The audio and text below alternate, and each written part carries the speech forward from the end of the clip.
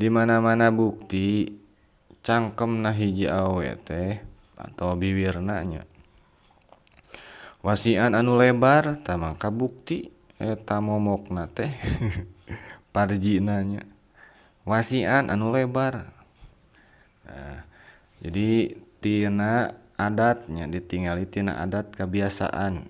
Adat teh kebiasaan gitu.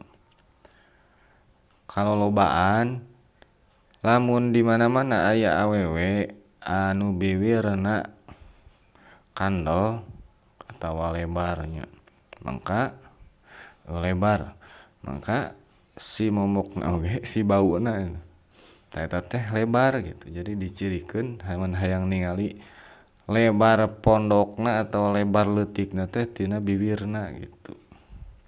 Tah eta ceuk ahli pirosah. Wa iza kana jeung di mana-mana leutik tah lamun leutik atawa ipisnya si bibirna tah mangka bukti eta parjina oge anu ipis atawa anu leutik.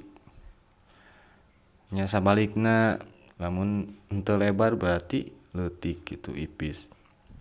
Atawa doikon anu rupek anu sempitnya. Nya tingali we bibirna gitu ciri-cirina teh. Lamun bibirna kandel bibir etana oge kandel gitu. Bibir momokna tah berarti kola geus ngadawuh ya. Ahli pirosah teh dina dijadikeun siiran. Dijadikeun siiran nya atawa lirik gitu, lirik lagu lamun bahasa urang mah nya. Talagamna make bahar towil. Idza doko pamul bikri dokot purujuha.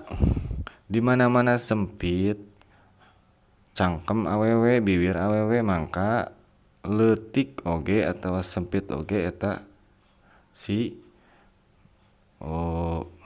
parjina gitu si momokna.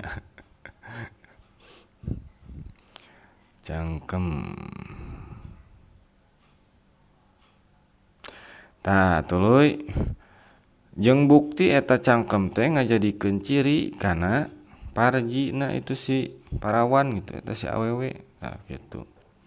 Eta jadi ciri nya. Nah gede atawa leutikna teh eta si momok teh tina bibirna we gitu.